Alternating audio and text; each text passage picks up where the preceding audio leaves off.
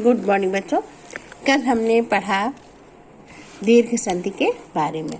दीर्घ संधि में हमने पढ़ा कि जब दो समान स्वरों का मेल होता है, ऐसी स्थिति में उस स्वर का दीर्घ स्वर बनता है। जैसे विद्या और आलय मिलके विद्यालय। इसी तरह से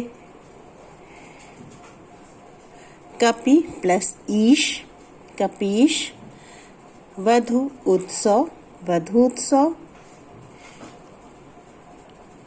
अब हम पढ़ते हैं गुण संधि के बारे में।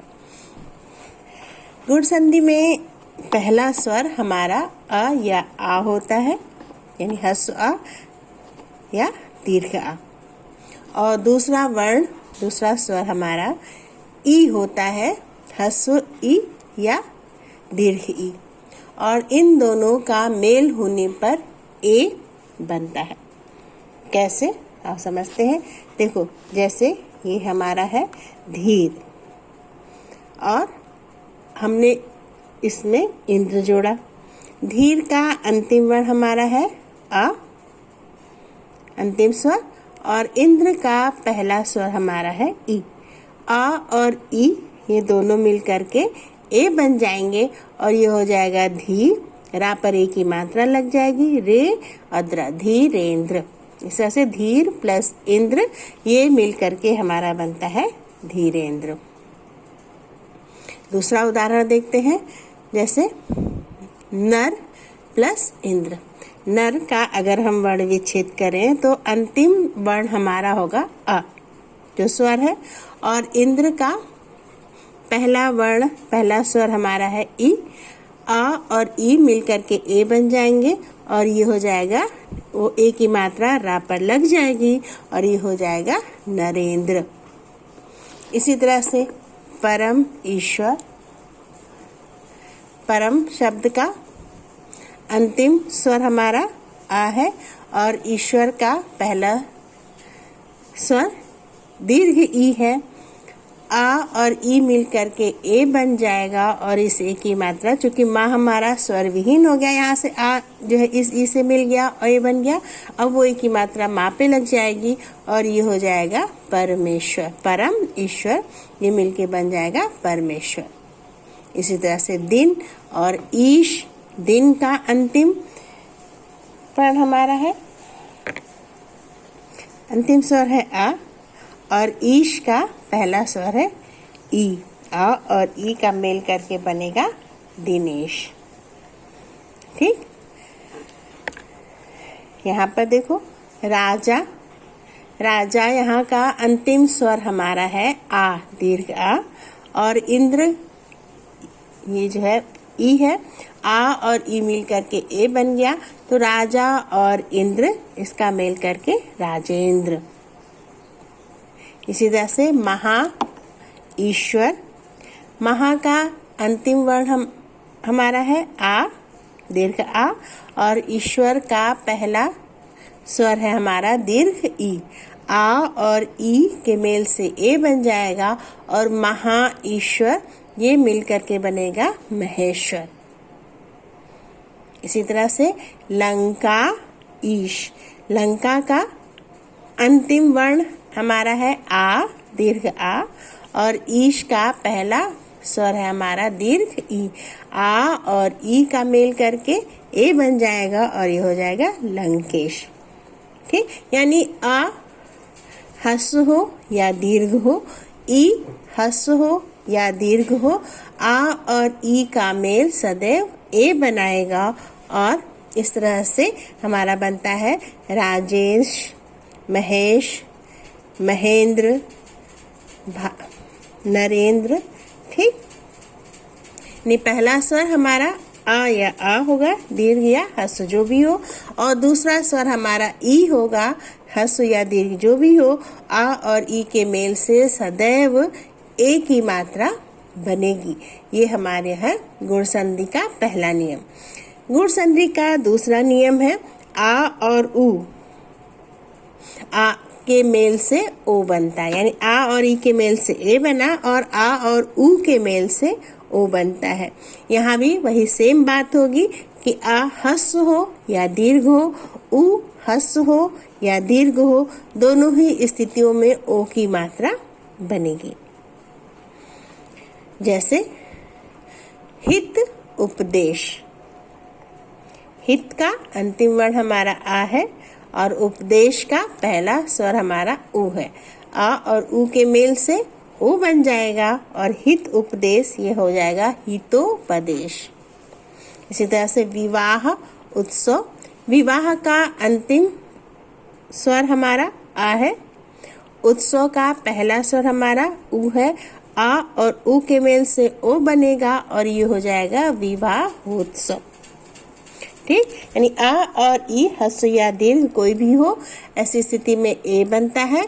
आ और ऊ ह्रस्व या दीर्घ कोई हो, ऐसी स्थिति में ओ की मात्रा बनती है। कुछ और उदाहरणों से हम इसको समझेंगे। देखो यहाँ पर है महा उत्सव, महा का अंतिम स्वर हमारा दीर्घ आ है, उत्सव हमारा ह्रस्व ऊ है, लेकिन बनेगा हमारा ओ ही और आ और ऊ के मेल से ओ बनेगा और ये हो जाएगा महा उत्सव, ये मिल करके हो जाएगा महोत्सव। ठीक, महा उदय, महा का अंतिम वर्ण हमारा दीर्घ आ है, उदय का पहला वर्ण हमारा ऊ है। आ और ऊ के मेल से ओ बनेगा और महा उदय जब हम मिला के लिखेंगे तो इन स्वरों के मेल के बाद ये बन जाएगा महोदय। यहाँ पर हम आते हैं आ और ऊ, दीर्घ आ दीर्घ ऊ, गंगा ऊर्मी, ये आ और गंगा का आ, ऊर्मी का ऊ, ये ओ बन गया, गंगा ऊर्मी गंगोर्मी। इसी तरह से नव ऊढ़ा, नव का अंतिम वर्ण हमारा आ है और ऊढ़ा का पहला वर्ण ऊ है। आ और ऊ मिल करके ओ बन जाएगा और नव ऊढ़ा ये हो जाएगा नवोढ़ा। नवोढ़ा का अर्थ होता है नई नवेली। ठीक, ये हमारा है गुण संधि का दूसरा नियम। पहला नियम क्या है? आ और ई चाहे ह्रस्व हो चाहे दीर्घ हो, ये दोनों मिलकर के एक ही मात्रा बनाएंगे। दूसरा नियम है आ और ऊ चाहे ह्रस्व हो चाहे दीर्घ हो, ये दोनों मिलकर के ओ की मात्रा बनाएंगे। और गुण संधि का तीसरा नियम है कि आ के साथ अगर री का मेल होता है तो अर बनेगा। अर में हम ध्यान देंगे कि रा हमारा आधा है, रा पर हलंत है। आ और ई ह्रस्व या दीर्घ कोई भी हो, उसके साथ जब भी री का मेल होगा अर बनेगा। जैसे देव ऋषि, देव का अंतिम वर्ण हमारा है अ और ऋषि का पहला वर्ण है हमारा री। आ और ई मिल करके अर बनाएंगे और ये हो जाएगा देवर्षि। देव ऋषि ये मिल करके बन जाएगा देवर्षि। इसी तरह से राज ऋषि, राज का अंतिम वर्ण हमारा है अ और ऋषि का पहला वर्ण है री। अ और री मिलकर के अर बन गया और ये हो जाएगा राजर्षि। अब कई बार कंफ्यूजन ये होता है कि रा की मात्रा ऊपर कैसे आ गई। देखो, जब हम इस जा से हम आ स्वर हटा देते हैं तो ये जा हमारा आधा हो जाता है, हलंत लग जाएगा जा पे, जा हमारा आधा हो जाएगा। वो आ हमारा री से मिल गया, ये बन गया अर। ठीक, और आगे बचा रा और इधर बचा शी। तो रा फिर जा फिर अर, तो अर का आ इस जा से मिल करके इसको पूरा कर देता है। जा पहले आधा था, इस जा को पूरा कर देता है, ये होता है राज। अब रा हमारा आधा है, तो जब रा आधा होता है और उसके बाद कोई व्यंजन आता है तो उस व्यंजन के ऊपर हम उस रा की मात्रा लगाते हैं बाद वाले व्यंजन के ऊपर। तो इस तरह से ये ऊपर शी के ऊपर रा चला जाएगा। इस तरह से ये हमारा बन जाएगा राज ऋषि मिल करके राजर्षि। इसी तरह से महर्षि, महाऋषि, महा का अंतिम वर्ण हमारा है दीर्घ आ और ऋषि का री, ये मिल करके आ और री मिल करके अर बनाएंगे और ये हो जाएगा ब्रह्म राज महर्षि महर्षि। ठीक, इसी तरह से राज ऋषि राजर्षि। तो 3 नियम हमारे हैं गुण संधि के। पहला आ और ई का मेल होगा तो ए बनेगा, आ और ऊ का मेल होगा तो ओ बनेगा, आ और री का मेल होगा तो अर बनेगा। ठीक, जैसे हमारा राजेश, महेश, दिनेश, ये आ और ई के मेल से बने हुए शब्द हैं। महोत्सव, महोदय, गंगोत्सव, गंगोर्मी, ये सब हमारे गुण संधि के दूसरे नियम के अंतर्गत आ और ऊ के मेल से ओ बनेगा। इसके उदाहरण हैं। और महर्षि, ब्रह्मर्षि, राजर्षि, ये सब हमारे गुण संधि के तीसरे नियम आ और री मिल करके अर बनता है, इसके उदाहरण हैं। इस तरह से गुण संधि को हम अच्छी तरह से समझ सकते हैं।